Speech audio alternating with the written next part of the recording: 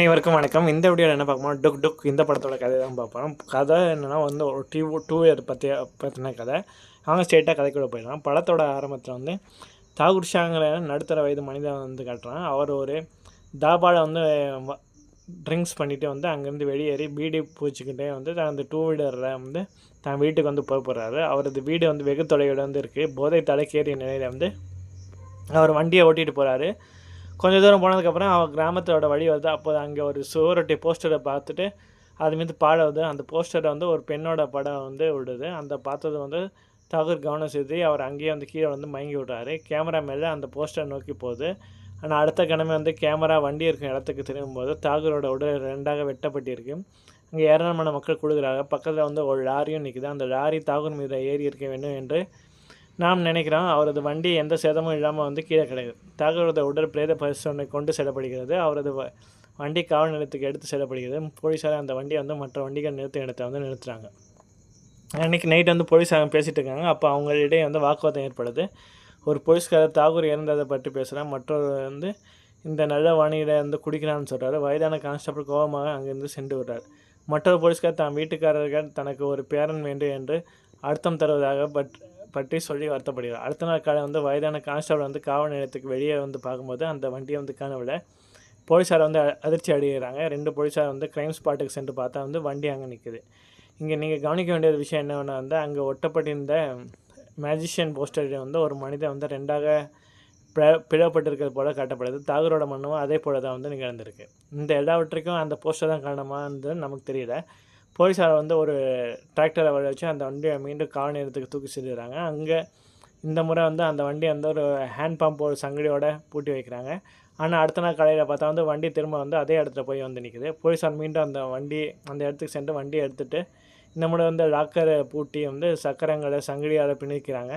வண்டி இப்போது எங்கேயும் போகலான்னு சொல்லி பார்க்குறாங்க. அடுத்த நாள் காலையில் வண்டி மீண்டும் அதே இடத்துக்கு போகுது. இந்த முதல் கிராமத்தில் அந்த வண்டி புகைப்படம் எடுக்க வராங்க. அப்போது அங்கே வரும் போலீஸார் வண்டியை மீண்டும் எடுத்து போகிறாங்க.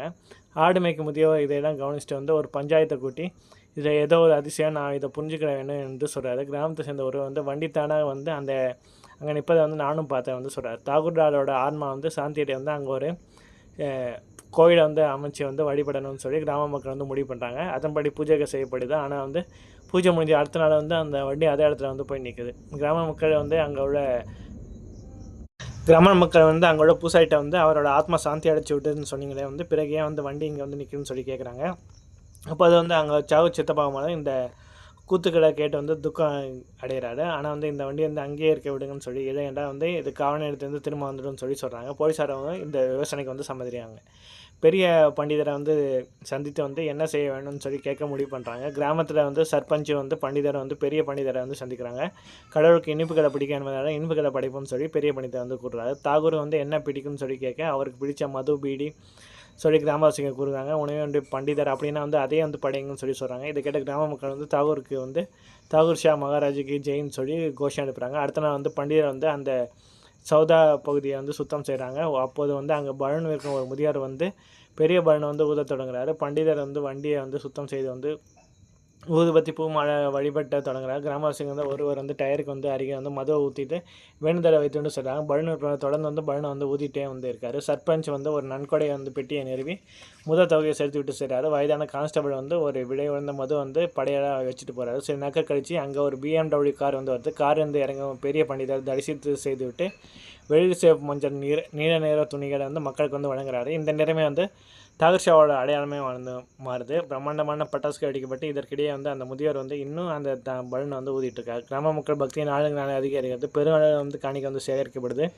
இன்னும் ஒரு வியாபாரி வியாபாரம் ஒழுங்காக நடக்குன்னு சொல்லிட்டு வராரு. அவர் தாகூர் ஷான்னு சொல்லி பேரை முன்னாடி சேர்த்துட்டு கடையை ஆரம்பிக்கிறாரு. இப்போ வியாபாரம் அருமையாக சூட பிடிக்குது. இதை கேட்டால் மற்ற கடைக்காரர் கடையோட பேருக்கு முன்னாடி தாகூர் ஷான்னு பெயரை சேர்த்துட்டு புத்தக கடை, மருந்து கடை, சைக்கிள் கடை எல்லாமே பார்த்தாலும் தாகூர் ஷான் எதிரொலிக்குது. இந்த செய்தி நியூஸ் பேப்பர் எல்லா இடத்துலையும் அந்த காவல்துறை அதிகாரியோட மனைவியோட தொலைக்காட்சியில் இதை பார்த்துட்டு தனக்கு ஒரு குழந்தை வேணும்னு சொல்லிட்டு வேண்டுதலுக்கான தாகூர் ஷாவோட தரிசிக்க விரும்புகிறார். தாகூர் ஷா பேரை பத்திரிகைன்னு வர தொடங்குது.